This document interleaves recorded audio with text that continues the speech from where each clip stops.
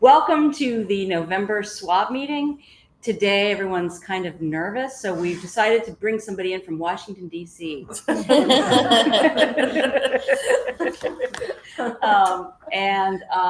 be our speaker and soothe us all. We have with us John Johnson, and I feel that we should let Michael Reeser introduce him as a former. Oh, well, sorry, you're right. Before, let's introduce ourselves. Put why you're here in the chat. Sorry, everything's confusing today. I'm not nervous. I'm not nervous at all. Let's go around and introduce ourselves, and here in the room, and then just put why you're here in the chat and your name if you'd like to introduce yourself. Okay, go ahead, Pablo. Pablo Garcia, Brooklyn Solid Waste Management Member, Organic Industry and Legislative Committee. Hi, everybody. I'm Rhonda. I am chair of the SWAB and confused. I'm Sabella, chair of the Manhattan SWAB.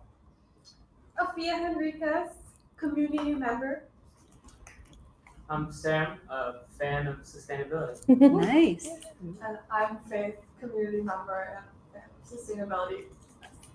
I am Liz Roseman. I'm a member of the SWAB and part of the events committee. Mary Ellen Sullivan, Secretary of the SWAB. Lacey Tauber, Legislative Director for Borough President Reynoso. Hi, I'm Beth Slepian. I'm Vice Chair of the SWAB. Hi, I'm Michael Reeser. I am the Sergeant at Arms for the SWAB. I work for Pink Care. And it is my pleasure to introduce our visitor tonight. His name is John Johnson. And I worked with John for 14 years at Grow NYC, educating New Yorkers about how to recycle in the New York City recycling program. And John is an ace. Now he's moved on to Washington, and he is educating people about recycling in Washington, D.C. So take it away, John.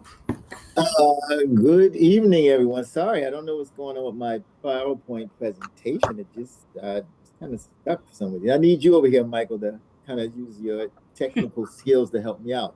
But yes, Michael and I started back in 2007 at the Council on the Environment in New York City. Before it was Grow NYC. It was the Office of Recycling Outreach and Education.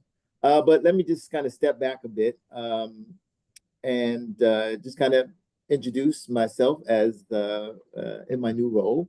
I am the program manager here for the Office of Waste Diversion. That's part of the DC Department of Public Works. And our goal ultimately is to divert 80% of DC's waste away from landfills and incinerators to more productive use through recycling and composting and other measures. I started here just a little over a year ago, last September, in fact. So it's been a very interesting time here in the district. It's obviously much smaller than in New York City. You know, we've done quite a lot of work within the last year to really start to move the ball towards that goal of diverting that 80%. One thing that we did last spring was pass the DC Zero Waste DC plan, which is a plan ultimately, sort of a roadmap to sort of get us to that 80% diversion rate. And it also includes things like, for example, decreasing the amount of waste that we actually generate by 15% by 2040. And it has a whole host of various programs and policies that we will put in place over the next 10, 15 years or so to basically get us to that point. One of the things that we're really focusing on is diverting food waste. And just when I came on board, we were focusing on our first curbside pilot program, which we just kind of finished the first year of. We have 9,000 households enrolled in the program. And it's been quite a successful program. Over the last year, we diverted about 2 million pounds of food waste from those 9,000 households. And we got a 96% satisfaction rate out of the 50 or so % of the folks who responded to our survey. The program is going really well, and we look to hopefully expand. Now we're in the new fiscal year. We didn't necessarily get the funding to expand to additional 10,000 households, which we had expected. So we're holding the program steady at 9,000 households. So it's still going well, but we're looking to expand other areas of our food waste program. We also have another program in the district, which is our food waste drop-off program. That's at 12 sites around the city, mostly at farmers markets. That program was started in 2017. We, over the last year, I think since the program altogether, over 5 million pounds of material has been collected. And on average, I think we see about 2,500 people per week attending these drop-off programs. One thing that we're looking to expand in terms of our food waste diversion program is our smart bins. We're looking to deploy about 30 smart bins throughout the district to improve access and provide more opportunities for folks to participate in food waste drop-offs. Now, one of the things I think I kind of backed up, and I'm trying to remember all of these slides that I kind of put together and where I was, but just in general, just to give you an idea of how things work in DC, the Department of Public Works only collects from single-family households. That's anything with 3 units or below. And that's about 105,000 households throughout the district, about a third of the housing stock in the city. Another 200,000 is multifamily units. And out of those multifamily units, they all have to contract with a private hauler to collect their recycling. So we don't really service those folks. And while we did roll out the curbside program to single family households, we also wanted to include those who live in multifamily units. And one of the things we really focused on was bringing in those smart bins and putting them in areas with, we have a high amount of multifamily buildings to kind of offset that, to provide more opportunities, I guess, essentially. Another thing that we're really focusing on is commercial food waste diversion. And as of last year, it's been mandated that all large food waste generating entities need to provide us a source separation plan as to what their plan is to how to divert back of the house food waste. And we've had quite a number of successes with that program. In fact, I just heard from Audi Field, which is a major stadium in the city. They are now contracted with a recycling hauler to compost their food waste. We've been working with some of the larger universities, American University, Georgetown, Howard University just came on board. And we've been working with a number of the larger hospitals as well to divert back in house food waste. So again, working on the residential front, trying to address the multifamily piece with the smart bins. And in fact, bringing those 30 smart bins, I think quadrupled our number of drop-off opportunities. And we're planning to have those rolled out, I think sometimes late December or early January at this point. Another thing that we're doing, which I think is quite interesting, and I always tell people, you know, DC has some of the most robust waste diversion programs that I've seen throughout the country. Things like, for example, I just hired 6 recycling monitors at our transfer station. We have 2 transfer stations in the district, by the way, and one of those has since caught fire in the last 2 years or so. And it's we're looking at bringing that back as a zero waste campus. But just to kind of back up to what we're doing at this one particular transfer station that we still have in operation is we have a recycling monitor screening program. And I have 6 recycling monitors that look at every load of recycling that comes into the transfer station to check for contamination. Anything over 18% contamination is designated as trash, and we fine those haulers a fee, an additional fee for that contaminated loads that ultimately go to trash. So we have people literally monitoring every single load that comes through, be it commercial or DPW loads. And I think over the last year, I think we screened over 6,000 or 7,000 loads of recycling that come through the one transfer station that we do still have in operation. And while I'm on the subject of transfer stations, We have the one that has burned down, we suspect due to a battery fire, which we unfortunately have been having a lot of. One of the things that we're looking at is to redevelop that into a zero waste campus to include a MRF. That's one of the big things that I'm pushing for right now. And really looking at more of a sort of a regional perspective in terms of waste management and how we can bring other jurisdictions into DC to basically manage their recycling. I've had interest from Arlington, Alexandria, and a few other jurisdictions in the DMV, the DC metro area, to really participate in those programs. Another thing that we just implemented was a multifamily building recycling outreach program, where I hired 6 recycling outreach coordinators to go basically look at multifamily buildings, starting with in all buildings 80 units and above, which are mandated to provide us with source separation plans each year. And those separation plans basically outlines the hauler that they're using, which has to be registered with us.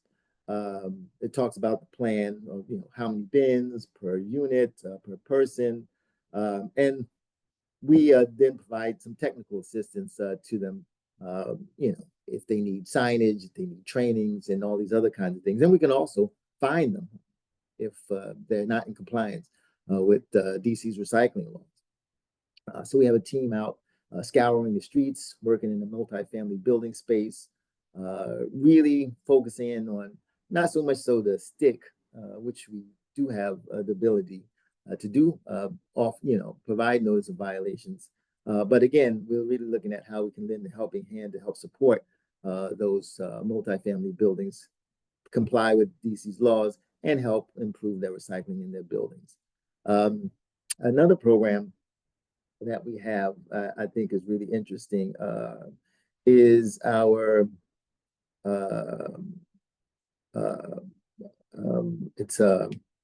I mentioned our commercial food waste program, but we also have another program that it's called a Food Waste Ready program, a video that we're working with all commercial establishments to really help divert food waste. So again, DC is rolling out a number of programs over the last year. I mean, my head literally spins with the programs that we have. Also including, I forgot to mention our special waste collection events. We had to scale back from twice a month events. And these events basically covered things from household hazardous waste, electronics, and paper shredding.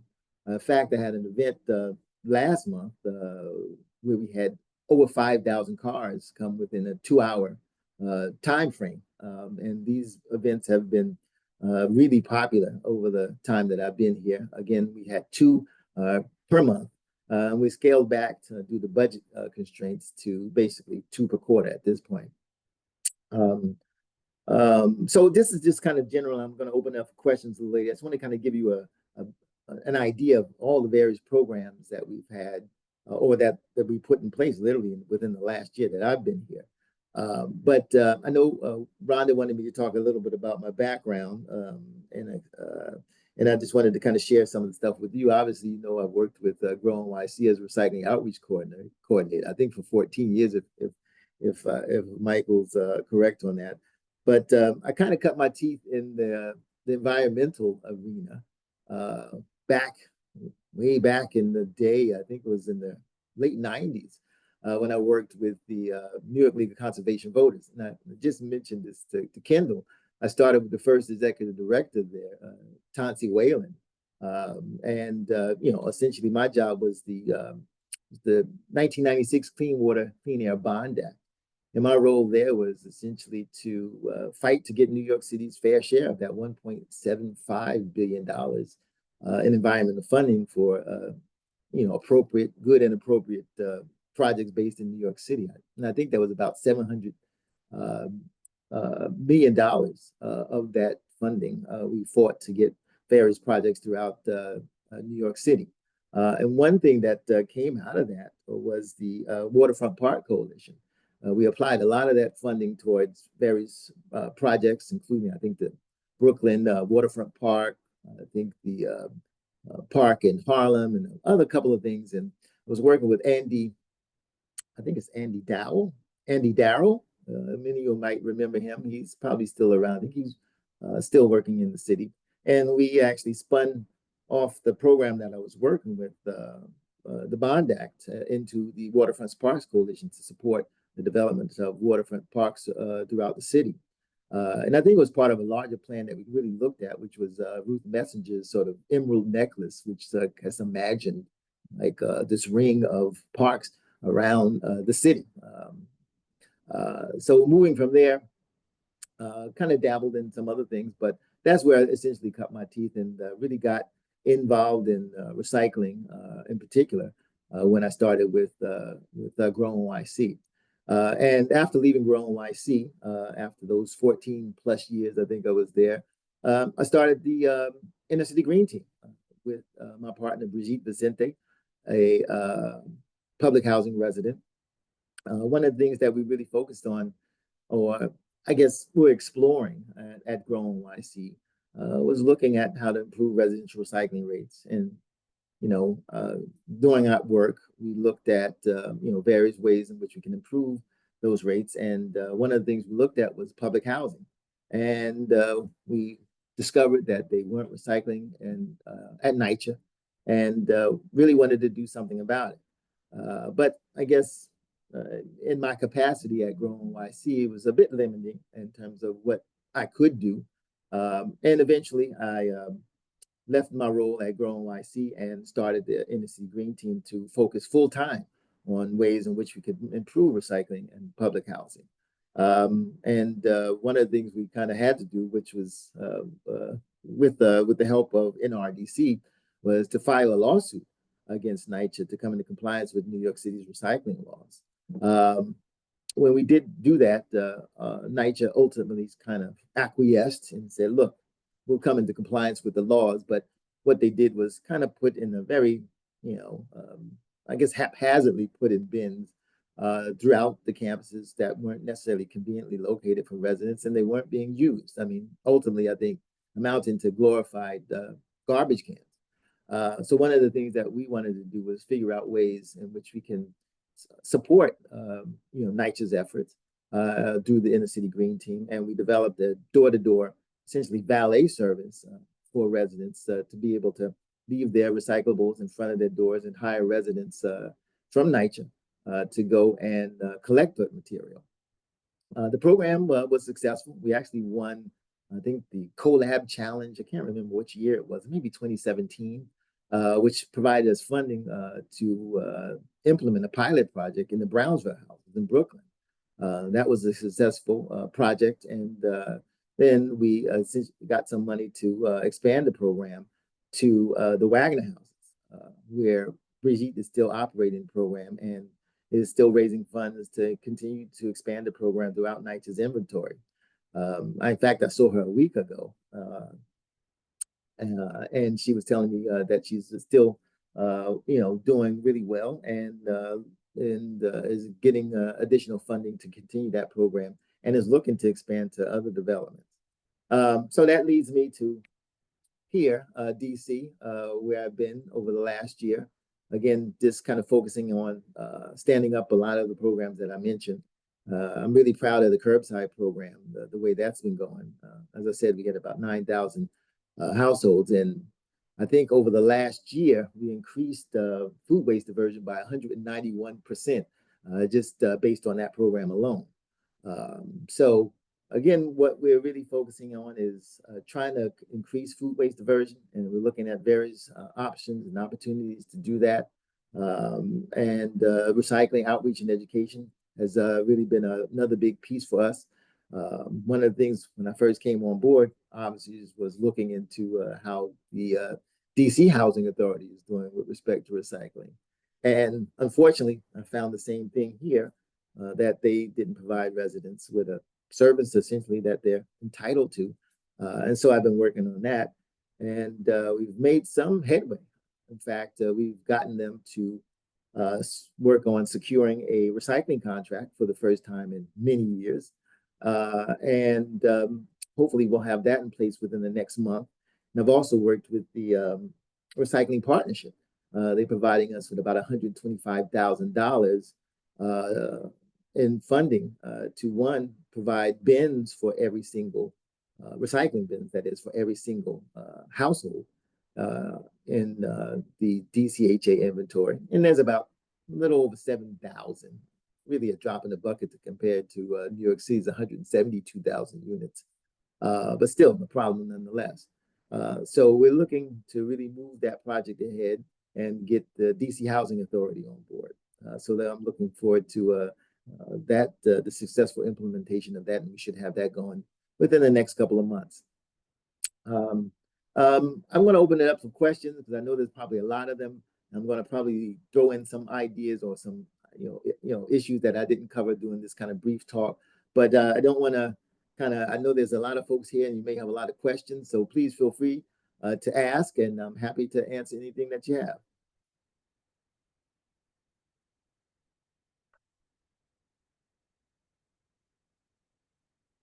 Hello. Sorry, we were unmuting. Okay. So thank you so much for all of that information, and congratulations on your increasing your diversion rate. That's really impressive. So let me just start with some of the questions that have been in the chat. And if other people have questions, just go ahead and pop them in the chat or raise your hand, whatever you'd like. So how did you choose the 9,000 homes that are in the, I guess, the Curbside Organics collection program? Well, basically it was, first come, first serve. We offered it up to all folks throughout the city who were interested in signing up. So we just basically said, look, whoever's interested in the program, they can sign up. It doesn't matter what location. I mean, there was a lot of debate around this, but we decided to sort of open it up to allow everyone to participate who wanted to participate. And those 9,000 are relatively equally spread around the city. Unfortunately, in some areas where we've been having, I guess, generally low diversion rates overall, we haven't seen as much success there in terms of the enrollment. But we just wanted to make sure that anyone who wanted to participate could. And we did a lot of outreach around making sure that every community was involved in the efforts to communicate that this program was available.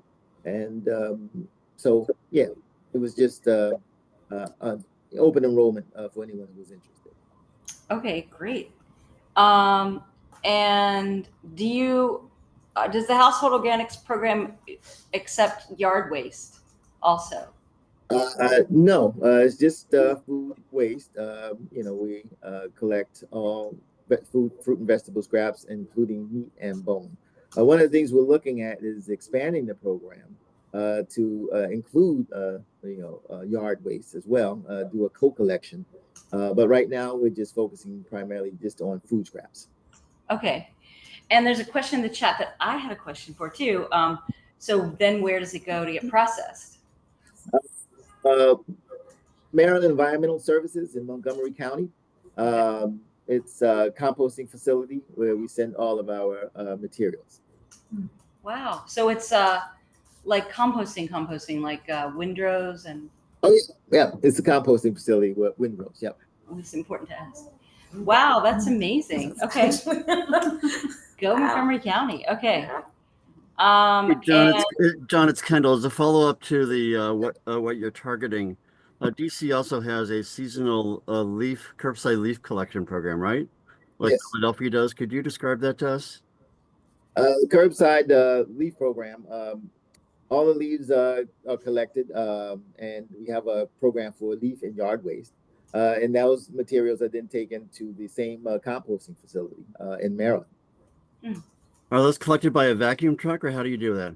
Oh, you want to know the process? Oh, yeah. They have they have a vacuum trucks that collect a lot of the leaves along the curbs, but also residents who have a bin that they have leaf and yard waste where they can have separate collections for that as well. Good to know. Okay, thanks. Thanks a lot. Allison is asking, bless you, if you could share your, bless you, if you could share your budget for education and outreach. She just wants to know, and what's been the most successful tactic to increase participation? Well, that is our budget for outreach and education is very limited, unfortunately. When we've been really trying to focus on how to work on improving that. I mean, most of our outreach and education comes through the program, our recycling outreach specialist. They do most of our outreach and education. Our advertising budget is very limited. Again, still working on that as well, but what we wanted to do, focus on, was really put boots on the ground to really go into communities using our recycling outreach specialists as they're doing their work in the multifamily building space, but also really focus on doing community-based sort of grassroots outreach, similar to some of the work that we did as recycling outreach specialists when I was at Grow NYC. So they have a sort of dual role, one, obviously educating folks within buildings, but then also really working in sort of general to really get into the trenches and meet people where they are. What we found is a lot, when it comes to sort of general information, most folks really didn't have access to a lot of the information that we were trying to get out to them. I mean, we send out mailers, they generally go into the trash. So we said, look, let's try a new strategy and sort of meet people where they are. We do a number of tabling events a week. We're in buildings every day.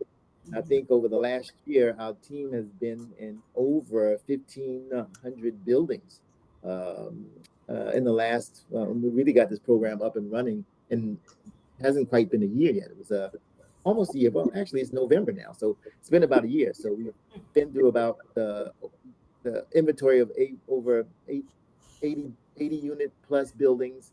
We covered all of those, and that's about maybe 900. And we're now moving to the second tier of buildings. That's between 30 and 50 units.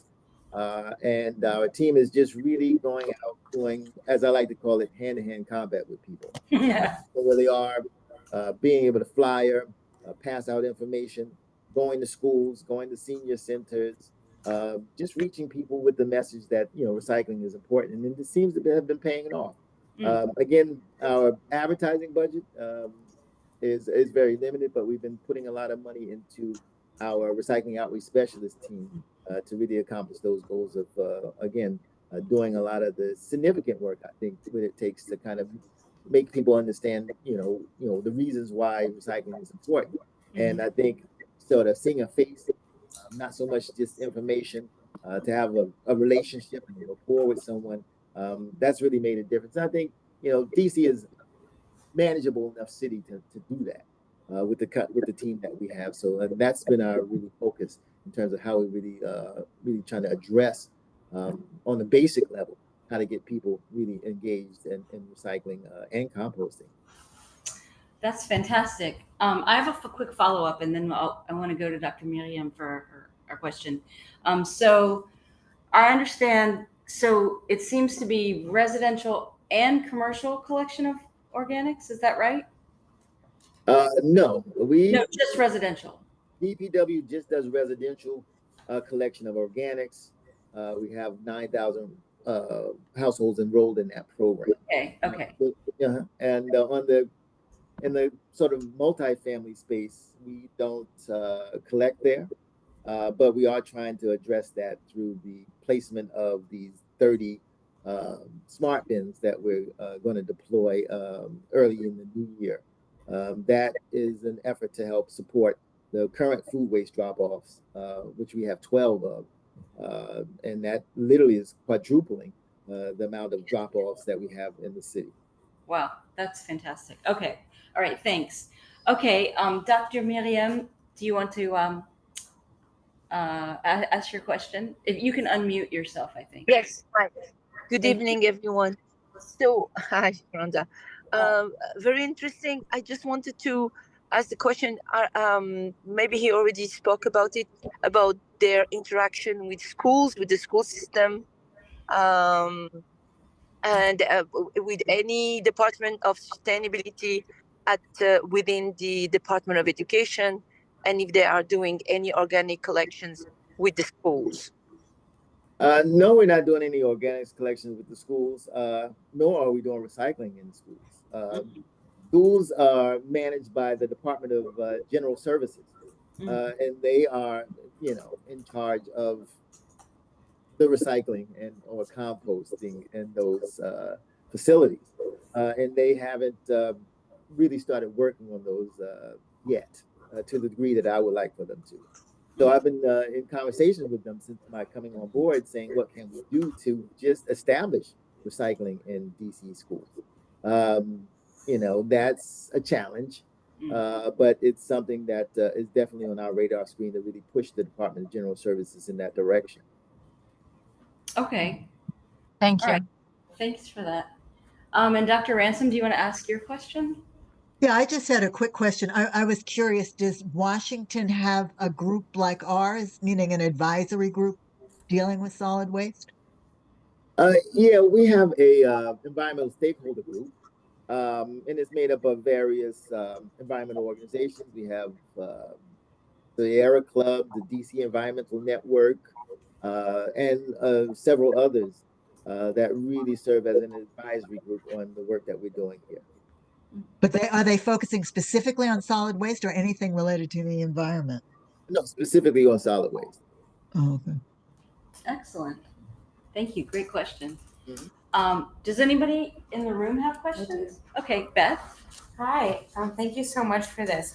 I might have missed this, but can you tell me, of the 9,000 households, what percentage of DC households is that? Like, how many households are there total in DC?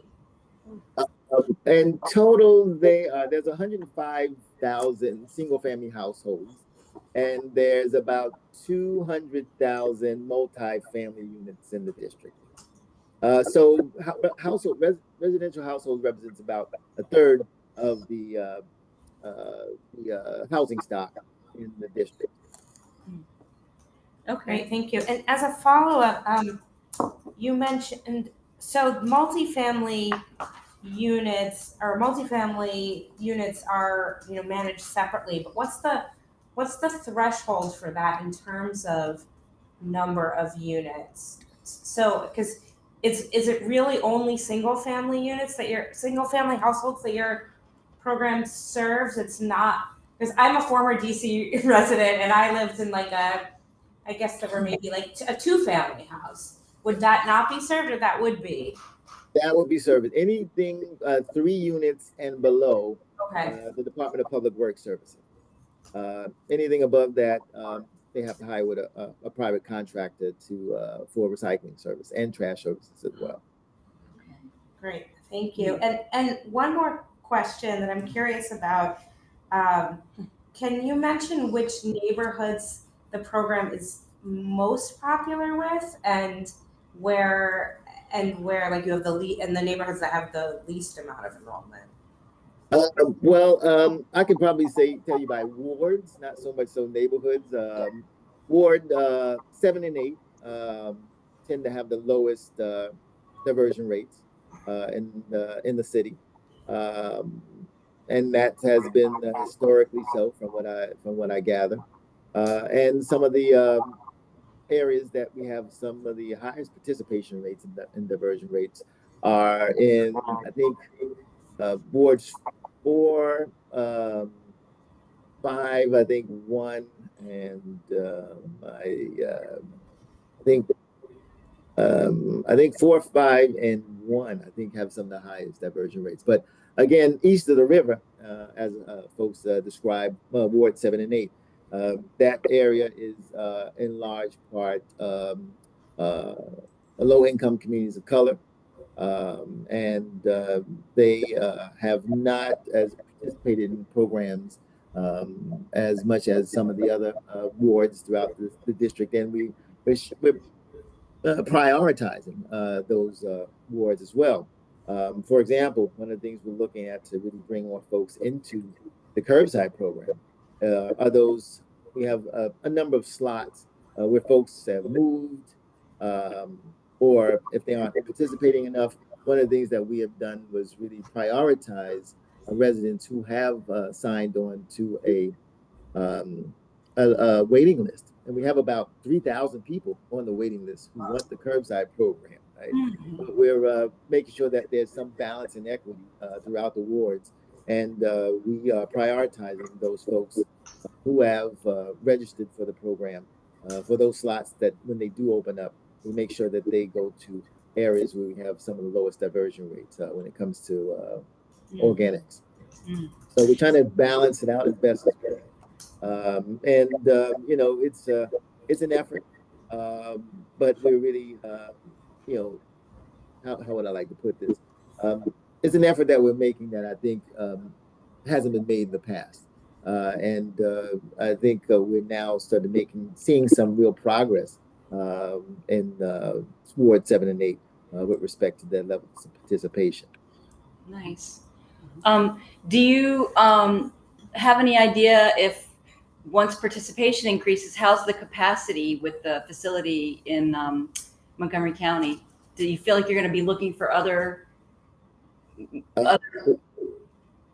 Well, the Maryland Environmental Services location in Montgomery County, the composting facility there, they have I don't know how many acres, but they can expand, and they don't foresee any real problems in terms of not being able to accommodate us as we expand. But one of the things that we are looking at, I mean, ultimately, when we get to servicing, 105,000 households, we're actually looking at some sites ourselves to have our own composting facility. So that's some of the things that we're investigating right now. Wow. Okay. Oh, go ahead. Sure. I was wondering, you talked about the fact that multi-unit have to contract through private haulers. So how is your program structured? Is it a pay-as-you-throw, or is it a free service provided by people paying their taxes? For the multifamily space? I guess for both. I'm curious how it's managed and how people perceive it. Like, do they have to pay to throw away any kind of waste, or is it just a service provided by DC government? It's a service provided by DC government. Okay. And I would assume in the private multifamily buildings, that obviously is passed on through your rents, the collection service fees. So and I was a bit shocked when I came, thinking that obviously everybody pays taxes in the city, but there seems to be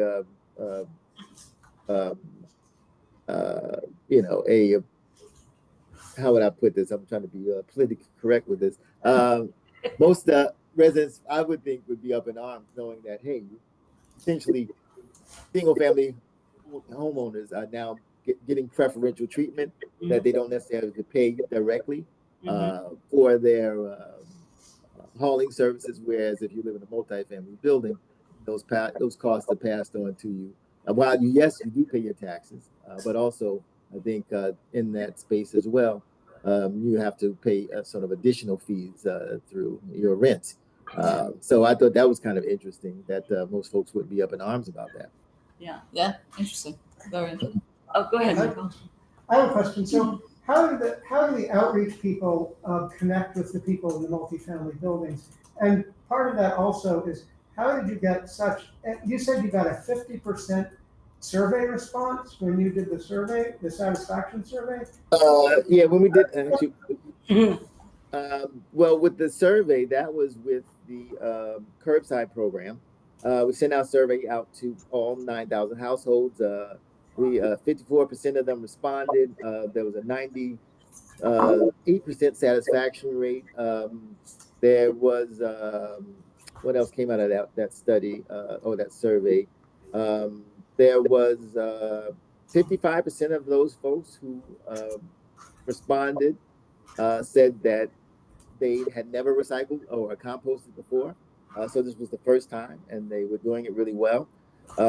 We had about a 70% participation rate, which is really great. And I think another thing is the contamination rate. It's a 0.05% contamination rate. Wow. 5 instances per month, right, we found contamination. So, you know, these folks have really done a great job. My team has been really, you know, did a great job in terms of being able to educate the residents about the program and communicate, you know, on a regular basis with them through emails and texts, just kind of keeping them posted on all the developments, be it, you know, holiday schedules, if we having any issues with collections, a lot of feedback from residents who have missed collections. Those have happened early on in the process. So we really try to provide excellent service, customer service, and folks have really responded. And we've really been able to troubleshoot in a lot of the areas that we found initially when we started the program. Wow, That's amazing. that's really impressive. Go ahead. So that is amazing. And how are you doing outreach to the connecting with the people in the multifamily building? Well, we started the first round of 80 plus units buildings, and all of those buildings are mandated to provide us with a source separation plan each year. And in a larger building, it's pretty easy to get in touch with a property manager or the property management company. So it, you know, basically approaching the buildings, walking in the buildings. We've had the lists from the tax rolls to be able to contact them. We sent them all information, multifamily building guides, as well as information about how to fill out the source separation plans, and have our team go out to support them in filling out those plans as well. So it wasn't very difficult getting into the larger buildings. As we kind of move into the smaller buildings, the 30 to 50 unit buildings, we're finding a little more difficulty getting in. There's really nobody at the door, if you will, in many instances. But we've been working with some of the largest, you know, property management companies and others. Plus, we also have what they call SWEEP, the Solid Waste Enforcement and Education Program, and they've been working. They basically write tickets for buildings, and they've been assisting us in getting into some of these buildings that we've been having difficulty. That's, go ahead. Yeah, I have another question. I'm curious about the pickup routes, you know, with these households spread throughout the city. Have you had any pushback on that, and how is that managed? Yeah, that was a big debate, but you know, folks wanted to see everybody who wanted to be in the program, up to 9,000, participate. Not sort of pick a particular community as part of the pilot, but a really sort of a all open approach to making sure that everyone who wanted to do it, you know, could do it. So initially it was, you know, I like to call it the Easter egg hunt, right? You got to go through all these various places around the city, but we've scattered out collection dates every day throughout the week, throughout each ward. So we've been able to effectively, with our contractor, be able to make those collection routes successfully, and therefore, you know, get the kind of success that we've had in satisfaction rates, you know, from the surveys, that residents are pleased with the service. It's been regular. We miss very few. And again, I have to attribute that to our contractor, Compost Cab, who's done a great job at servicing these households. Compost cab? Cab, I think so. Compost Cab. Nice. And Compost Cab is also, we're working with another contractor. Okay. Okay. So yeah, we have been working with some really great people. The Compost Cab has been doing a phenomenal job at you know, servicing those 9,000 households scattered throughout the city. You know, we service the front, you know, the houses. There's a lot of alleyways in DC as well. So it's literally Easter egg hunt, as I like to call it, to go about doing this. But we thought it was, valuable to make sure that, those who wanted to participate could. And we've gotten a pretty good reception from folks with this particular, with that policy. So it's been working, and we're looking to expand hopefully to another, maybe I think we're looking at another 15,000 next year. That is our plan. So we've been working on a plan to do that. And looks like we're going to pretty much roll it out the same way. First come, first serve. Anyone who's interested, we'll be able to provide those opportunities for them. Okay. I was going to ask someone in the chat, are you issuing tickets, or since it's volunteer? Okay. Yeah, we have our solid waste enforcement and education program, SWEEP. They issue tickets for violations, trash and recycling violations. So we've partnered with them, and once our recycling outreach coordinators, they encounter a situation where they do have to provide a notice of violation. We provide warnings first, as again, this is a new program. We didn't want to go in, sort of as bullies saying, if you don't do it, here's a ticket. What we want to do is really encourage folks in the multifamily space to really sort of come into compliance. And most of the issues that we found were things like, signage, right? So we could help them with that. And there's been some egregious instances where folks just don't want to do it, and that's when we literally call in the big guns, if you will, the SWEEP program, to bring them into compliance. Some don't even have, only few that we've encountered, for example, didn't even have a recycling hauler, and didn't want to come into compliance until we kind of had to make them. But in general, it's been relatively, I guess the reception of folks have been responsive to our outreach and our work to support folks in the multifamily building space. So we've had, I think, out of all of the 1,000 or so buildings that we've been to, we only had to write 7 tickets. Wow. Wow. Wow. Yeah. That's me. You have another question?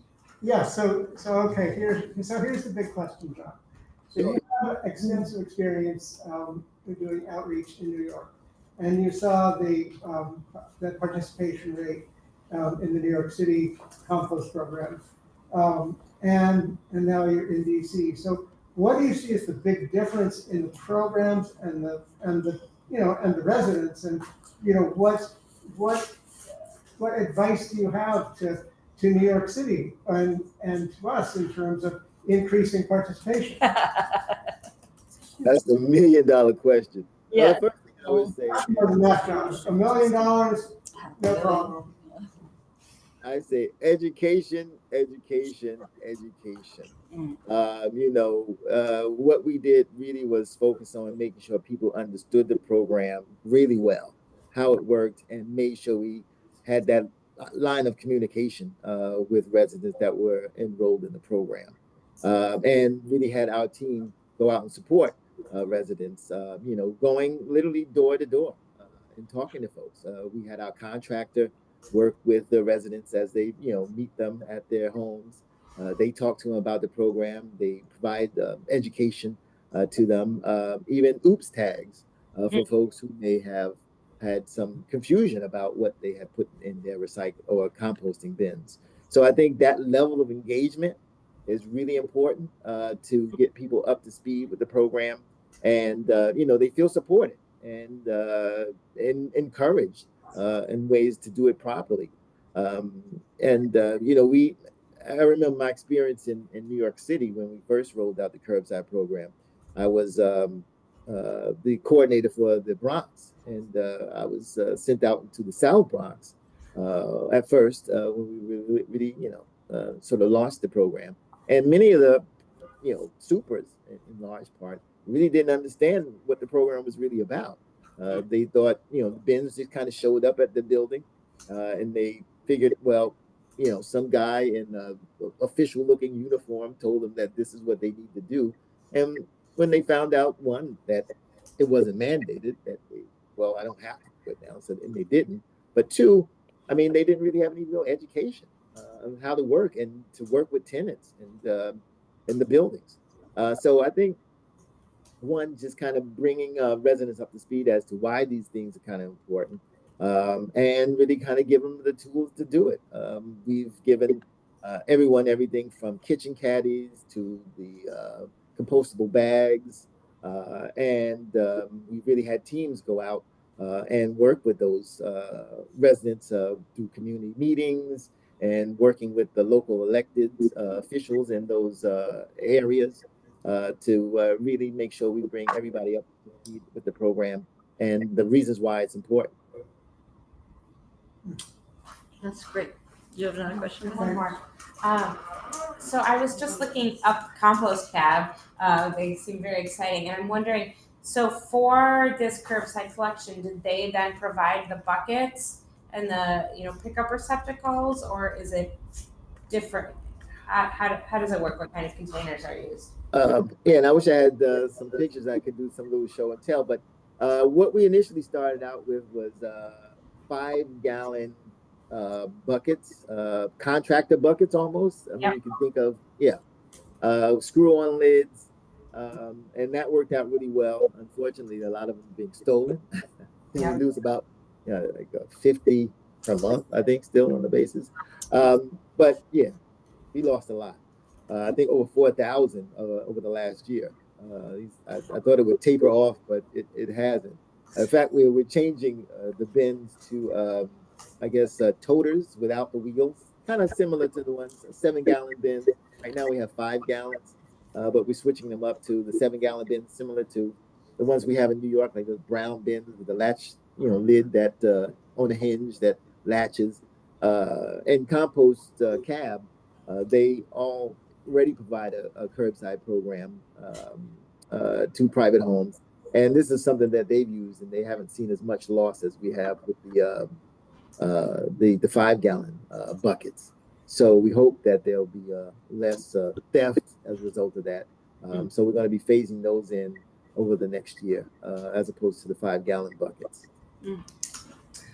Thanks. So we have another question here in the room. Can you hear?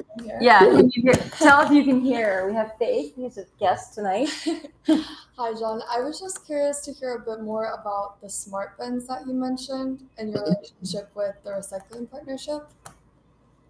Well, the smart bins, we looked at various designs. There were the big bellies, but we're going to be working with a company called Metro Store. They're bins that operate with Bluetooth technology that open the lid. We also have a keypad on the bins for those who don't have access to that level of technology to be able to access them. Let me see what's and those bins, again, we're going to be putting in areas where, high traffic areas and where there's a large concentration of multifamily buildings. And the second part of your question was, it was kind of two. One was the smart bins, and the other piece was compost cab. Was that? I thought you mentioned the recycling partnership funding that, so I was just curious about that relationship. Oh, okay. The recycling partnership, we're working with them to support the DC Housing Authority initiative. The recycling partnership gave us funding to buy recycling bins in, recycling containers for the housing, the apartments. So they're going to buy individual bins so that residents have the tools to put their recyclables in prior to taking them down to be deposited in the recycling container or whatever the case is might be. So they're only providing recycling bins, small in-unit containers for residents to use. So one of the things that we thought is, in New York City, we had our sort and store bags. So we're providing residents with the tools to be able to do it. And we wanted to do the same here with residents in DC Housing Authority. But we're going to be buying each of those rigid bins so that they can use to store their recyclables prior to taking them to the recycling bin. Great. Any other questions? Oh yeah, go ahead. Thanks so much. This is really amazing. I'm wondering from perhaps a persuasion perspective, you have the 9,000 families that, or households that have are motivated to volunteer. And then as you're going to try to roll it out, you're going to encounter the rest of the world where people don't really know or care or wonder why they should do something like that. Are you considering using those 9,000 enthusiasts to help roll that out in some way? Is that a thing? Well, we've been getting overwhelming response from folks who really want to participate in the program. I mean, right now we have close to 4,000 people on a waiting list. And there's been a lot of more demand for residents to participate in this program. And that's one of the things that we said, well, how can we really support more people participating in these, food waste diversion initiatives? One of the things we saw was a spike in the participation at our 12 food waste drop-off locations. Those locations are operating essentially once a week, mostly on weekends at farmers markets. So we really thought by bringing in the smart bins, by quadrupling access to folks, making it a lot easier for folks to participate, we would get more people involved. Those, I mean, obviously you're not going to get everybody, but I think folks that I've spoken to are very receptive to the idea now that they have opportunities to participate the way they have. And, again, we won't get everybody, but I think we're on, we're making strides in the right direction. And folks, by this word of mouth, are sharing, the fact that they're in this program and, their neighbors want it. So, it's kind of catching on like wildfire a little bit. I like to say that people see their neighbors doing it. They want the service too. So the demand is increasing, and we hope that continues. It's just unfortunate that we not be able to service those folks who are demanding this service. So obviously we're going to encounter those that will never do it, but I'm pretty optimistic that as the program evolves and matures, more folks will see the value in it and participate. Wow. Okay, thank you. That's really impressive. I mean, it's like, it makes you think, oh, it can be easy. I mean, I think the thing that we always imagine, like if you give them brown bins, people will participate. And the fact, it's kind of vexing that they're not here more than they could be. But yeah, I think the work that we did, I mean, we did a lot of community meetings. We did a lot of outreach. We worked with anyone and everyone that we possibly could. We worked with DC's Department of Energy and Environment. They've been, great partners in this process in terms of really been able to kind of turn up, and turn out folks who are interested in these kind of programs. The mayor has been very supportive of this, so the political will is there. And we've got a lot of grassroots environmental groups that have really we partnered with to really get the word out as to the importance and the ease of use. Curbside is just putting it on the curb once a week and having somebody pick it up.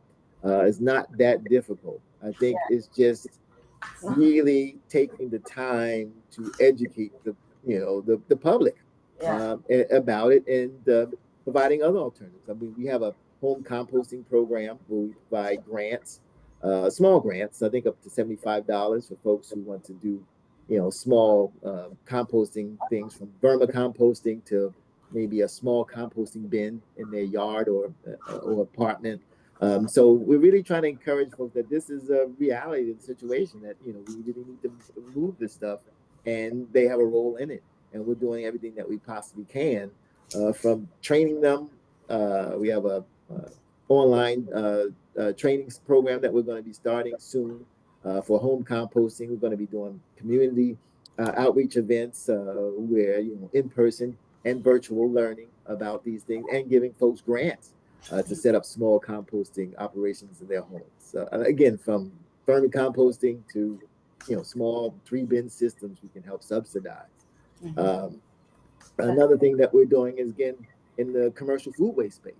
We're really talking to all the large food waste generators right now to ensure that they can divert back of the house food waste, not only for composting, but if there's food that's available for donation, that would be the first option that we're looking at.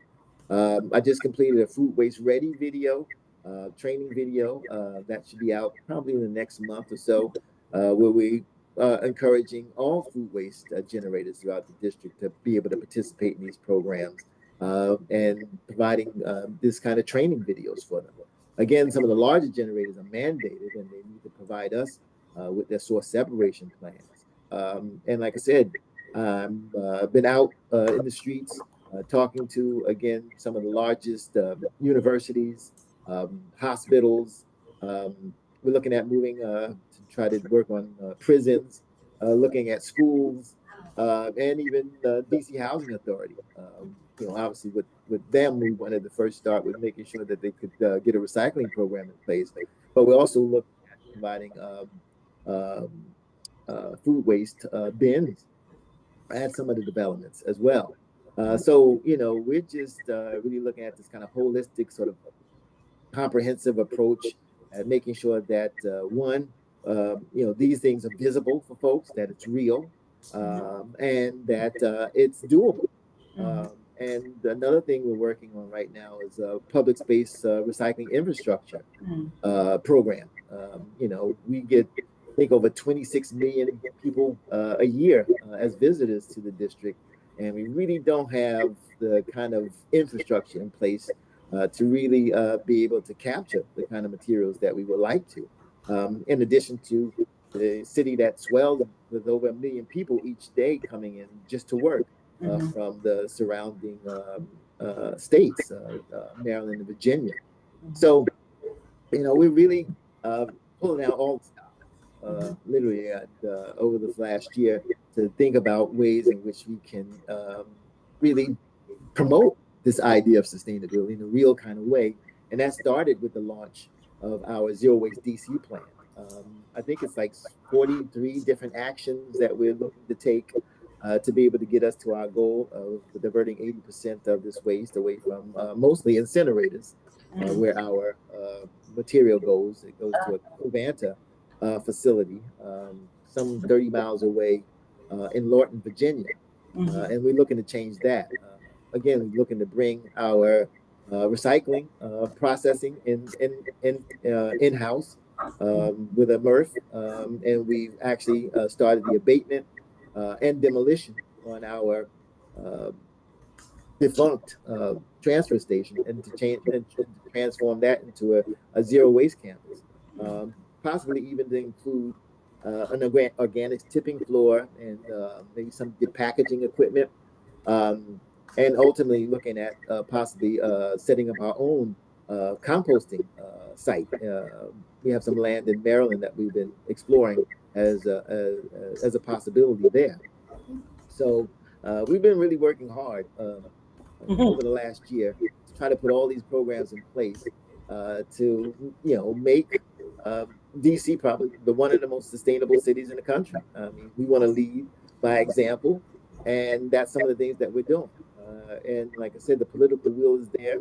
We're working on making sure we can, get the kind of funding in place to do these kind of things. And we're making a tremendous amount of progress. You're going to get called into other cities to become the fixer of these programs. It's really amazing how quickly you've turned things around, and you make it look super easy. It's incredible. I just have one more quick question, and maybe it's not quick, but I'll try. What's your why when you do outreach? Do you talk about rats? Do you talk about climate change? You talk about methane? What's your? Well, I like to think of it as, whoever the audience is, I mean, what are those hot button issues for them? In dealing with a lot of folks who may care about the environment. We talked about, issues of climate change. Those kind of issues matter to folks. Various communities might think litter is a problem, and how can we help manage those issues? Rats are a big issue, and from what I understand, and I still don't believe it, that they claim that there are more rats in DC than there are in New York. Well, I mean, you know, what was that? Someone told me there are more rats by population and there are in New York City. So in DC than there are in New York City. I haven't seen a major rat problem, but we do have a situation. I know about pizza rat and rats all over the place in the city, but we have a situation in the city, and one of the issues that people care about, obviously, how we can sort of mitigate, the issues of vermin, and obviously food waste is one way to do that. But I think a lot of folks that I've spoken to, be it religious institutions, how can we be, better stewards of the planet? Every religious text has something to do with that. I've been speaking at synagogues, mosques, the churches, to really sort of encourage the congregations to really get involved. And we have some of our recycling outreach specialists who have some interest in those areas in religion and environmentalism. So we've really been trying to focus in on that. We've been talking to seniors, and we're looking at ways on how we can empower them to get more involved, and by taking these sort of simple, easy actions every day, and really being able to empower them and feel like they have some way to impact the future for future generations. We've been talking to the environmental groups. We've really locked arms with them. One of the things I've really enjoyed is the fact that we, have an open door policy with all the environmental groups in the city. We listen to them, hear what their concerns are, and we work with them to try to address them. One of the things that we're really pushing right now is a bottle bill. We've been working with one of our, champions on the city council to get legislation for a bottle bill in DC. So I've been working with a coalition of environmental stakeholders and elected officials to see what we can do to get a bottle bill passed in the district. That'll be a real big shot in the arm as far as helping, get more of particularly the plastics out of the waste stream, and others materials. And it looks like, we've got a ground well of support behind that. So I'm pretty optimistic that we hopefully, fingers crossed, we'll get that passed. So like I said, we're doing everything. And I mean, like I said, what they say, you kind of, everything and the kitchen sink to change things around. My thing is, you got to have this sort of a, out of the box approach when it comes to these things. I mean, it can't be sort of, business as usual and expect things to change. So, I've really taken a seriously a strong and aggressive approach at really trying to tackle some of these problems, looking at what's some examples around the country in terms of some ideas that are working, and how can we bring them here. I've been looking at MRFs all over the country, including those in New York City, to see what we can do to bring here. That's going to happen. We're going to expand our curbside program. In fact, we just applied for a $50 million climate reduction pollution grant through the EPA. Unfortunately, we didn't get that. And that was essentially to help set the whole city up to be able to, in 1 year, get 105 households online with the program in a real way, in a real comprehensive way. And some of the other things that we're looking at is utilizing our contamination screening program at our transfer station to be able to identify, the most contaminated routes, to really pinpoint and target those areas for additional outreach and education. And really, I think looking at equity issues, particularly east of the river, is how do we really bring, those communities that have been really left out of the conversation into the mix. So we're putting a lot of energy and effort into making sure that those underserved communities are getting the level of service that they, want and deserve. To be frank with you. So, so again, I've learned a lot in New York City from my experience at Grow NYC that we could apply here. I think you know, given that it's such a manageable city, only 700,000 people, right? That's just a little larger than NYCHA, for example, right? Is a great place to sort of experiment with all these things. And I think with the political will that we have here to see, you know, DC as a national leader in sustainability, we're able to try out all kinds of different things and see what sticks. So that's really been what I've been tasked with over the last year to see what we can do to really, you know, make the nation's capital, right, the most sustainable city in the country. And I think we're making great progress in that direction. Yeah. Well, thank you so much. This is such an honor that you graced us with your presence. I mean, it's really amazing, and congratulations on your success and on everything that you've done. We might have Miriam. I'm sorry, I have to just move on because we've already gone. I always we always go on. I was just going to say, Miss Rhonda, I was Yes. just going to say that when it's about education, even though schools are under general services, he should really tackle the schools, because when we start with our little kids in schools, that mechanism is already installed, and there is hope in the future. So that's all I wanted to say. I agree with you 100%. And when I get the time, that would be my next major undertaking. Is really, you know, working with schools. I mean, that's one of the things that we did at Grow NYC and starting the, you know, Recycling Champions program. So doing something similar to that is something I'm looking forward to. Yeah. All right. Well, thank you so much. We really appreciate it. Thanks for having me. And thank you, Rhonda. I saw Rhonda in the elevator just the other day at Baruch at the conference. He said, "John, you want to speak on Monday?" I'm like, "What day is this? Is it like Thursday?" I said, "Okay, anything for you guys." I really love and appreciate all the work that you've done. I've worked with a number of the SWABs. So you guys continue doing the work that you're doing. And if you need me for anything, I'm more than happy to help out. Thank you so much. We might call on you. Thanks again. Okay. Anytime. You're welcome to stay. We're going to get on with our meeting, but you're welcome to stay, but we're not insulted if you have to leave. I think it's my wife's calling. She said it's dinner time. Yes. All right. All right. Enjoy. So you guys take care. It's been a pleasure, and I'll see you around. All right. We will definitely. Thank you. Yep. Take care. Okay, great. Take care. Thank you. Okay. Thanks, everybody. Great questions, and it was a great conversation. Let's go on to Lacey. Lacey, do not feel like you have to rush. Hi, everybody. I do feel like I have to rush a little bit, but that's okay. We'll rush. The rest of us will rush. So I just wanted to share with everyone that the report that we've been talking about for a while is real. It exists in the world. It is titled Expanding Composting in New York City, the Case for Passing and Implementing Intro 696. It is available on our website. We presented it at the conference at Baruch last week.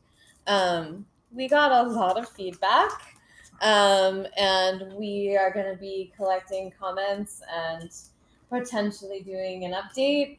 So if you have time to read it and share your thoughts with us, we would love that. You can email comments to me. I'll share them with the team. Ezra, our forever intern, apparently is probably still going to help us work on it, even though he's already gone back to Boston. And, you know, so it'll be kind of a living document, but we're excited for you all to look at it and let us know what you think. Yeah, great. Anything else? I guess I would just also flag that the city council pushed back the hearing. You'll probably talk about this in Ledge Committee, I assume. Yeah. That was supposed to be the day of the conference to November 20th. Oh, yeah. So I'm going to be working on testimony for that. I assume you all are too. So maybe we can coordinate. Okay. I think those are the big things on there. Okay, excellent. Thank you so much, Lacey. That was quick. Should we move on to our coalition updates? Save our compost. I have an email from Sherry Okay. that has updates Yeah. that I can share. I could also probably share some of this without the email, but since Sherry can't be here, I'm Yeah. just gonna read her highlight emails. So a few highlights of recent events. One is the Compost Carnival, which was held on October 20th. Had lots of good energy, entertainment, organizations tabling. I don't know, after I share this report, if we have time, Allison, I know you were there. If you want to add anything else, you can do that, because I personally wasn't there. Other things from SOC are there was a compost site tour on October 24th. There was an average of about 30 people who visited a total of 6 sites across 3 boroughs. Those sites were Green Fiend in the Bronx, Compost Power, and the Brotherhood Sisterhood Soul, both in Harlem, in East New York Farms. Red Hook Farms, BkSWAB, East New York Farms in Brooklyn. So that was, to see all these new sites mostly that are within the now being funded, most of them anyway, being funded. And as Sherry says, this was just the beginning of gatherings to bring together the legacy partners and new partners in city compost funding. And as was mentioned already, many folks attended the conference at Baruch last week. There was a good bit of discussion on that, including on the report that Lacey just mentioned that was presented. And finally, on SOC, there is a smaller subcommittee that is working on a website that is focused on the city council funded sites so that the public has one spot to go in order to learn about them and the Master Composter course as details of the revitalization are confirmed. And as Sherry says, details are still in progress, but it is happening. And that is SOC. Okay. Hey, Beth, do you know the status of the refunding of those sites? Well, you mean the ones that were visited? No, well, whatever. The ones that were supposed to be refunded, how has that process evolved? Are they actually getting any money? Are they still in the contracting process? What's going on? Like the latest on the funding? I mean, you're talking like more specifically than what's in the Schedule C? It's a spend down. You invoice as you go. It's that kind of a thing. So I'm sure it's all in progress in various stages, depending on everyone's invoicing. Did you have a more specific question on that, Kendall? Well, I mean, the procurement process can be cumbersome and time consuming and has lots of, pitfalls in it, or roadblocks, whatever. So I'm just curious if the contracts have actually been executed It's a and great if money has started to flow. I don't know. I mean, there've been the procedures are set in place. The procedures are set in place for how that's going to happen, and so The organizations are rehiring, so money is starting to flow. I don't know more details other than that, other than the fact that money is starting to flow. Earth matters. Yeah. Yeah. Mm-hmm. Yeah. Mm-hmm. Anything else? Okay, reusable NYC. Is it who's going? Sorry, the meeting is tomorrow, so there's no update on that. Oh, right, that's right. Yeah, but they'll be talking about the hearing for Intro 900 that happened last month, I think, and then still trying to figure out the choose to reuse. Okay, excellent. Thank you very much. We're going to hear from you in a minute. Okay, so I shared the meeting minutes kind of late. I don't know if anybody had a chance to read them, but if you would like, if you have, does anybody propose to vote on them? I don't know what's the word. To approve? Does anybody move to I approve? just need to double check, make sure we have a Oh yeah, quorum. we did earlier. So let's see. 1, 2, 3, 4, 5, 6, 7, Eight We here. have 8 here, so we do have a quorum. We do have a quorum, so if anybody has read the delightfully detailed meeting minutes, if no one has, then we can always do it next month, because I'm sorry that I was late. What was that? Everyone's Oh, voting? I think they're saying, all right, I move to approve the meeting minutes. Is there a Okay. second? Okay, Russell? Vassil seconds. And all who, I moved to table until the next meeting. Oh, you moved to table. Okay, Okay. let's table. That's fine, we can do that. Thank you. Do that. Okay, great. And also, did you want to say anything? Maybe we don't need to. Yeah. So then, legislative committee. Okay. Yeah. So we met several times over the last month for the meeting that was moved to the 20th. And we've already written the testimony for, is it like all 6 different bills being introed and resolutions? So that will be going out. We're hoping Wednesday for everyone to read, review, and vote, so that we can then present it on the 20th during that sanitation meeting.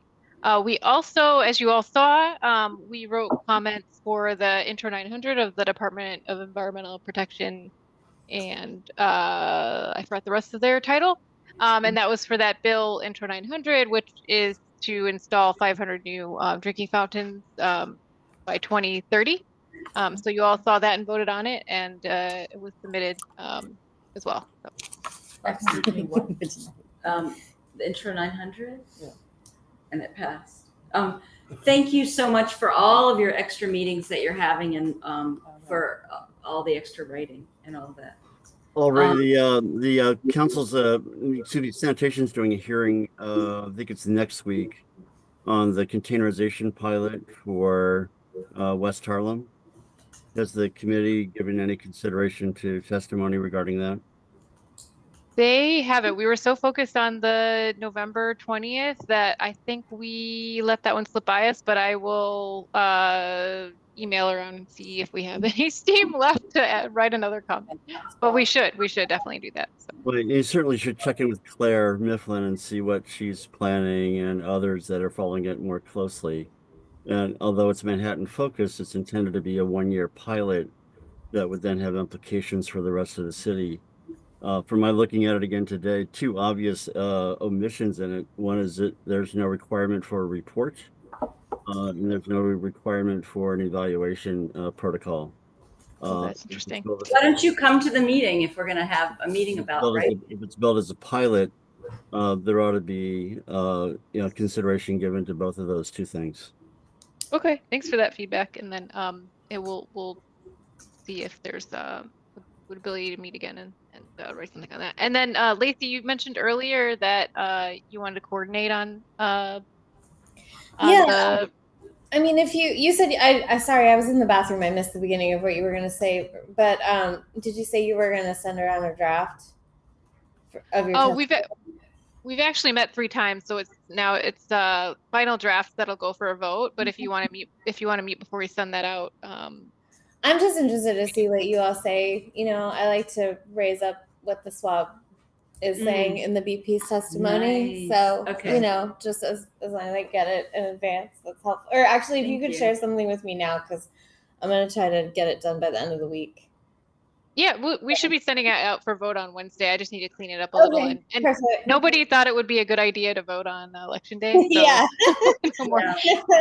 Reasonable. Okay, cool. I will keep my eye out for that. Thank you. Okay. No problem.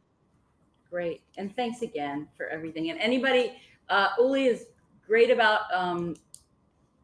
communicating when the meetings are. So everyone's welcome to join.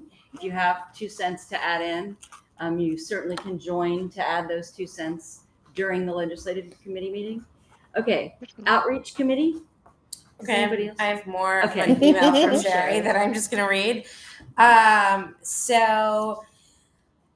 Yes, Sherry gives a big shout out to Lee. Thank you, Lee, for keeping things going on social media. And thank you, Lee, for designing the report. I forgot to say that. to say that. Sorry. That too. Yes, the report looks amazing. So good. Yeah. Yay, thanks, Lee.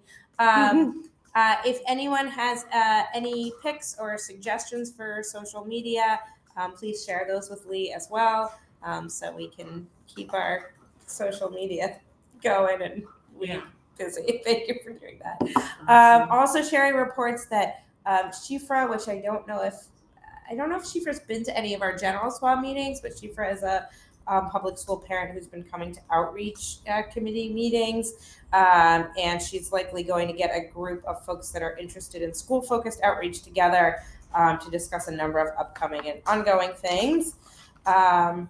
And also Mark has been leading a presentation plan to community boards, and that is moving along, probably going to happen in early 2025 to have those presentations. So yes, that is a work in progress if anyone wants to join those meetings. And then the next full outreach committee meeting is scheduled for next Tuesday, November 12th at 6:30 p.m. And if you're interested in joining, you can email Sherry and I will drop her email in the chat. Great. Okay. All right, thanks. So Organics Industry Committee? That's me, Allison. I think, Beth mentioned the carnival, so that was a great event. Also at table, we did a survey there.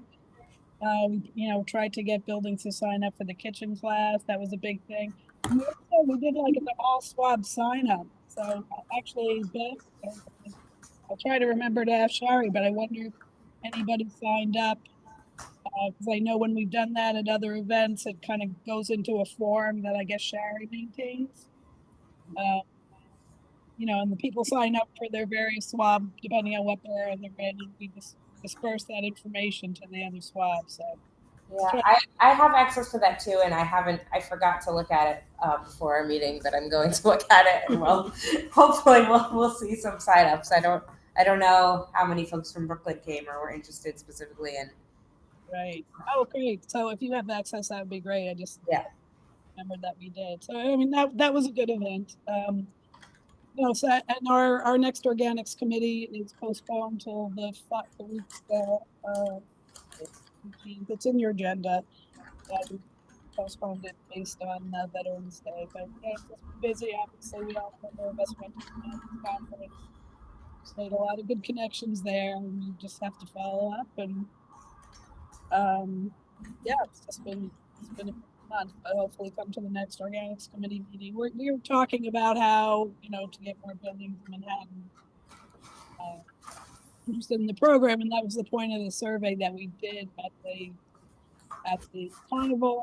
If I can find the survey and put it in the chat, I guess, if you want to take your minutes. That'd be great. Okay. Great. Do you want to say something, Paul? Well, we haven't had any rain since September 7th, so that's 7 days now. And I know Earth Matter has been having to add water because when you have the windrows, it generates heat. And I was just wondering if that was the same situation at DSMY in Staten Island. And especially water. You said 7 days. 7 weeks. Yes, 7 weeks. Yeah. You said 7 days. So 7 weeks. 7 weeks. It's 7 weeks to drought? Well, no, you said since September 7th. Yeah, and does anybody notice the amount of dust that we have because of that lack of precipitation? It's impossible, and how the dust and the leaves are just floating. It's terrible. Huh. And I think New York City declared an official drought. This past week because It's a warning. because it was a wet summer. It wasn't quite at drought conditions even after this many weeks of no rain, but I did get it a few days ago. Wow. People have been talking about taking care of street trees and making sure that those are watered too. Right. Yeah, I keep seeing all this messaging from the city that's like conserve water, but they don't give any like guidelines how to do Guidelines it. about what that means. Yeah, I think Yeah, that's not that the I've early- seen. The There was a early- briefing. There's a briefing. Maybe I can go to the briefing and then I'll report, and then I'll have information to tell you all. They said, from what I saw, Rhonda, they said Yeah. washing cars and over watering your the garden or the the grass in front of your house. So, but still, I mean, we have so many. I go always back to what I observe all the time in the schools. The leaking faucets, that is a disaster. I mean, Yeah. for Yeah. it's just, but they didn't give a map or didn't give any real. Right. It's an odd problem for an area that gets too much rain most I of the know. time. Yeah, right. This Totally. last fall, we got a lot of rain. It was like that. So. Right. Yeah. That's right. I kind of miss it. I know. And other with the flooding that's happening in Spain. Yeah. Okay. Events. Just to repeat that the compost carnival was a success. We did an all swab table, and the event was held in Battery Park, so there was just a lot of like Sunday people strolling and jogging that were like, oh, what is this? I think I kind of know about it, but I really don't, So it was a good chance to convert, people, and it was fun because there was a lot of performances, so it drew people, and so I feel like the passerbys kind of stuck around and watched the happenings. So that's nice. Yeah, and Manhattan Swab promoted the curbside program in Manhattan and distributed information. So I think there definitely should be some sign-ups from that event. Oh, that's great. Well, thanks to everybody who put that on. That's really amazing.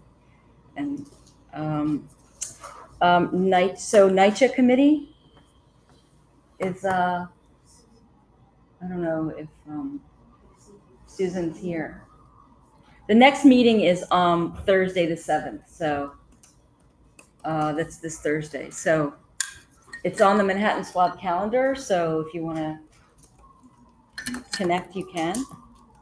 And the only first announcement that I have is that Just Zero's inaugural Waste Free Summit is going to be on Zoom. If anybody wants to join, you can. I also sent an email about it. So, and that's it. Does anybody have anything they want to add? Do we want to chat about anything? We have a little time. I just want to say I'm working on the video of the compost carnival. Oh, yeah. Right now. Thank you. In the process. Thank you. That's awesome. Thank you so much. Can't wait to see it. I know. With all the memories. I know. Relive the memories. Exactly. Thank you. That's amazing. Anything else? My God. Is everybody gonna go home and watch TV? Eat our feelings. I know. Try not to think about tomorrow. I Yeah, know. don't think about tomorrow. I know. Think about Wednesday. Yeah, exactly. We'll think about it. I'm just. To say that. Uh-oh. I'm in suspense. Wait, now say it again. We lost you for a minute. Do you hear me? Okay. So I was just going to say that I'm inspired by the October Carnival, and maybe we could, Rhonda, maybe we could do something like that in the schools, just at the beginning of the year, and have, have the schools and the students and the teachers all on board. Like, this is what we're gonna do for the rest of the year. I think it's a good thing. If you have to put the admin on, and you have to put or maybe the science teachers, maybe they could make it work. But anyway, it's inspiring. Yeah, very. That's a great idea. I had one quick question, and sorry if I've been out of it because I haven't attended these meetings consistently. But that thing that people are voting on, that tomorrow on the Ballot proposals? Oh yeah, yeah, that ballot we did. proposal. Yeah, Did anybody talk about that at any point? I don't know. we did. We referred people to city and state, or Yeah, there was I'd love to tell you how to vote. I don't know if I'm allowed to do that. I think No, because they said vote no on it. Our council woman said vote no on it. On But 2 through 6, I think that's what. yeah, 2 2 to through 6. 6. Not that yeah. I'm One saying. is okay. yeah, that is That's- what we heard as well. Yeah, and one is a state initiative, a state ballot initiative, and it's there to enshrine Equal rights. equal rights in general. Yep. Yeah, no, I know. I was talking about that sanitation one. There's one on sanitation about That's Container. question 2. Yeah. Yeah, I don't know what we're allowed to say. I don't either, but I've been told by my city councilwoman. Do more homework. how can you not be allowed Well, to say I anything? can say no. 2 to 6 is no. 2 through 6 is no, yeah. I'm just a volunteer. 2 to 6 is no. Thank you, Dr. Miriam. Thank you. Yeah, that's where it's at. That's what I've. Well, and I think the reasoning is that would give too much power Outsized, mhm. to the Yeah. mayor. One person, right? Even Congressman Jerry Nadler spoke against it. So Yeah. I found that to be surprising. Yeah, yeah, Oh, okay, all right. Yeah. yeah. Yeah. Anything else from our newcomers? It was just a pleasure to join you guys. Yeah, we're so glad you Learned a lot came. from you. Yeah, this was awesome. Yeah. Please come back. Yeah, well, we would love to. And you work in sustainability, is that Yeah, right? so we kind of work in different worlds. I work in plastic recovery, kind of a global scale, which is so like corporate sustainability. So working with brands to invest in collection in the global south. In the global south? Yeah. So you're using like the informal. Yeah, informal waste workers and sort of like formalizing those systems. Wow, I've got a lot to talk to you about. It's really fun. I'd be happy to talk about it. Yeah, you must work with WeGo a lot, the Women in Informal Employment Globally Organized. I haven't heard of it, but probably on the ground. Yeah, probably so. Doing a lot of talking to brands. But Yeah, right, on the other end. And what about you? So I work on the human rights side. So I work in trying to analyze and reduce forced and child labor in global supply chains. Oh wow! Oh, Wow. Sorry, Halloween. We're coming for you. Yeah. Right? Yeah. That's so cool. They're big topics. Yeah. Huge topics. Wow, amazing. Well, we're so glad to have you, and we hope you keep coming back. For sure. This is so cool. Oh, good. And we're both new to New York in the last year or so. So Oh, learning about what's really? happening here on the ground is And you very live, exciting. and you're Brooklyn resident. Brooklyn, Do you yeah. live close by? In Bed-Stuy. Okay, Yeah. all right, close enough. Yeah. And you're always welcome to join via Zoom, but we love people who come in person. We're too. excited that we got let in this building. I know. So that's actually why we Yeah. I'm just kidding. Seriously, it is beautiful, and we do have the beautiful conference room. It's So so cool. Yeah. yeah, We're very professional. yeah. I have a question. Yeah. So next meeting will be the last meeting of the year. Yes. I was wondering if we should do something to commemorate the last meeting of the year. And celebrate. Oh, Yeah. Yeah. So if people want to come in person, we could go out afterwards, maybe. What is the next meeting exactly? It's I think it's the day after. Yeah, day after Thanksgiving weekend. Oh, right. That's right. We talked December about this. Well, that's nice and early. That's before all the holiday parties begin. It is true. It's before all holiday parties. We could look for a good place around I here. think last year we went out to a good place. Custom House? The Custom House. Yeah. They had plenty of space. Oh, yeah. Yeah. We could try that. If anybody wants to come to the Custom House. Come So we join could- us in person next we month. could- We have a fun time. Yeah, we could put out an email about it, maybe. Maybe events would like to talk about that. Okay. Yes, events would like to talk about that. Excellent. You could film it, but maybe what happens at Custom House stays at Custom House. All right, well, that's great. I know. I have one thing I want Oh, to say. yeah. I forgot. This is not me, but this is just me personal update thing. Over the weekend, I went to Mass MoCA in the Berkshires, and there was an amazing exhibit called the Plastic Bag Store. Oh my gosh, I don't saw know if about you this. guys- How long is it up for? It is closed now. Oh, and so no. I can't tell you to go see it, but there is some stuff on the internet. There are some tours of it that you can watch, and I think you can see some of the videos. It was basically like this interactive installation where everything was made out of plastic bags, and then this beautiful video made with puppets, and it just kind of like, and then like you walk through this room and you're in a museum in the future with like pieces of plastic. It was amazing. So whatever you can see from it in whatever format you can see it, I highly recommend it. Oh, That's that's such a great museum. The plastic bag store? It was called the Plastic Bag Store. The artist name is Robin Pohart. I'm not sure how you say it. Okay. But Okay. yeah, it was super cool. Robin Pohart. Okay. There's some videos online you can watch. Okay. Awesome. Thanks. I will look at that. Okay. All right. Well, thanks everybody. Votes tomorrow. Yeah. Yeah. Make sure you vote. You haven't already. Yeah.